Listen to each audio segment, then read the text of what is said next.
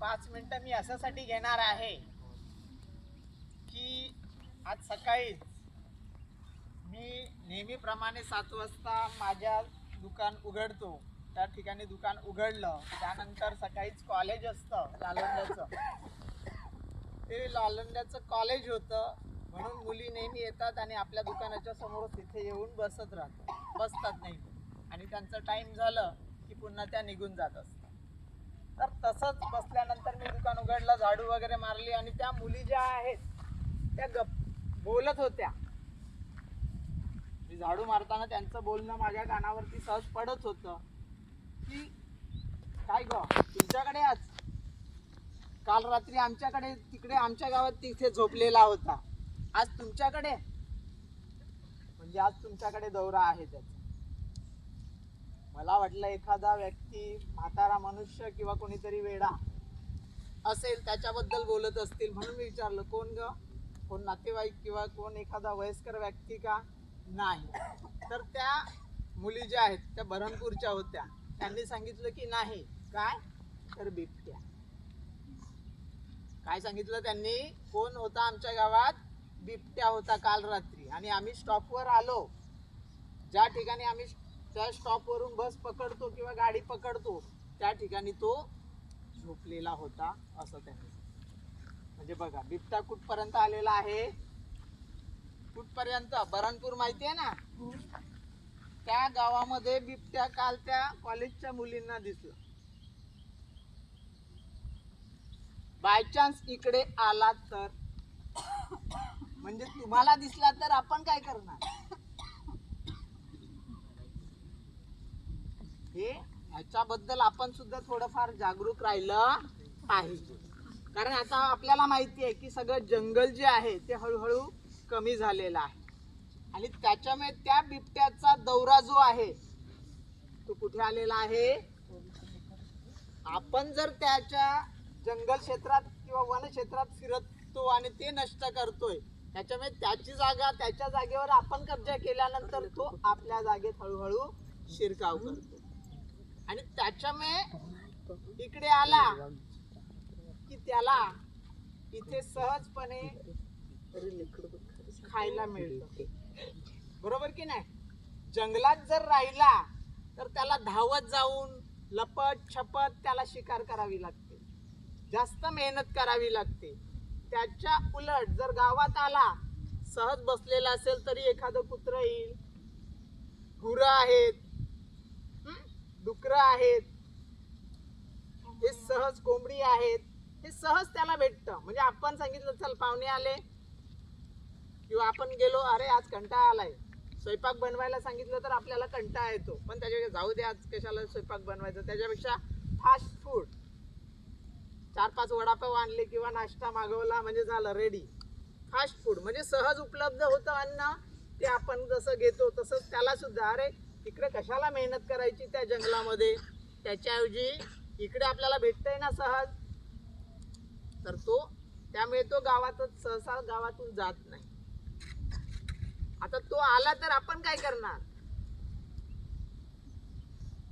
तर शक्यतो बिबट्या जो आहे, तुम्ही आलात घाबरलात की आपण बसून जातो. बिबट्या समोर कधीच बसायचं नाही, वाकायचं नाही किंवा लपायचं नाही किंवा पळायचं सुद्धा नाही.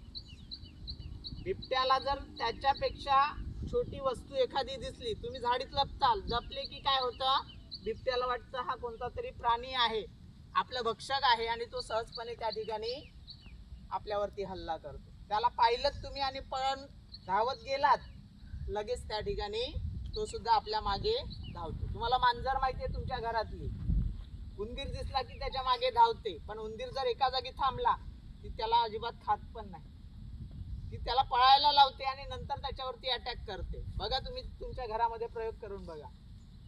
तर त्या अनुषंगाने तो दिसला तर त्या ठिकाणी काय करायचं नाही, खाली बसायचं नाही किंवा लपायचं नाही, त्याच्यासमोर शांतपणे धाव सुद्धा मारायची नाही, शांतपणे उभे राहा. उभे राहिल्यानंतर त्याला एक असं भासवायचं असतं की आपण त्याच्यापेक्षा मोठे आहोत. म्हणजे तुमची हाईट जी आहे ती हाईट वाढवण्याचा प्रयत्न करा.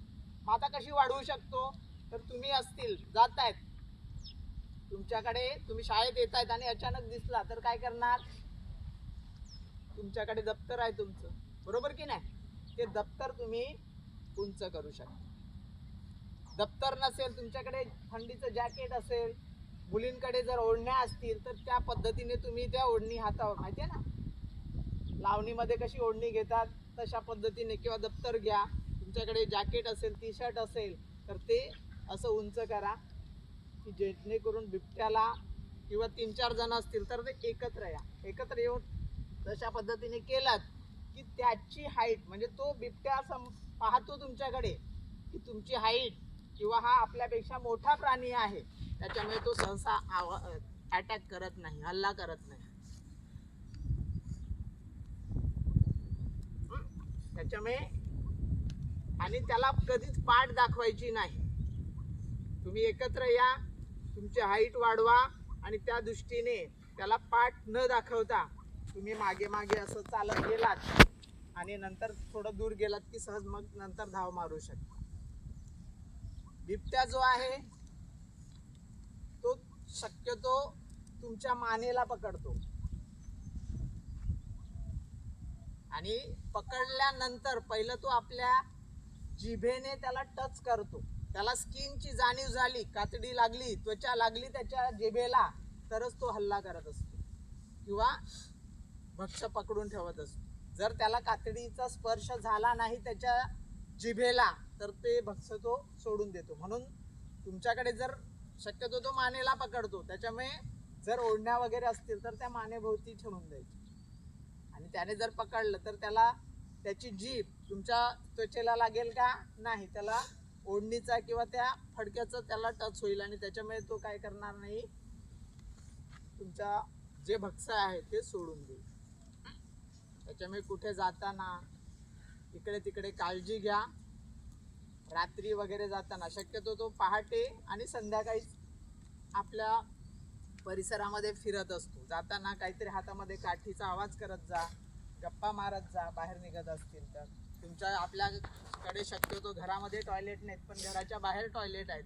चुकून रात्री जर दरवाजा उघडा राहिला टॉयलेटचा, तो बिबट्याला वाटेल छोटंसं खोपटा आहे तो जाऊन त्याच्यामध्ये राहील, तुम्ही सकाळी गेलात की मग तुमचा पाहुणचार करेल. त्याच्यामुळे रात्री दरवाजे वगैरे बंद ठेवा. जाताना एकटे नका जाऊ, हातात काहीतरी काठी वगैरे घेऊन जा किंवा मोठ्या माणसांना सोबत घेऊन जा आणि काळजी घ्या व्यवस्थित, कारण तो तिकडे आलाय आणि बिबट्या जो आहे एकदा आला, आपण वन विभागाला फोन केलं म्हणजे ते काय एकाच क्षणार्धात येतील आणि त्याला आपल्यासारखं बेड्या घालून काय पकडून देतील अशातला भाग नाही. त्यांना सुद्धा सगळी परमिशन घ्यावी लागते.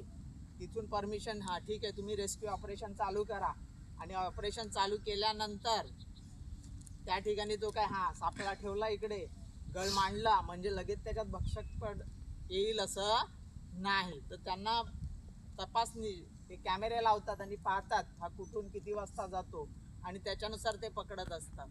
तर त्या अनुषंगाने ते ऑपरेशन काय लगेच सक्सेस होत नाही. त्याच्यामुळे आपण आपला जीव वाचवणं महत्त्वाचं आहे तोपर्यंत. आणि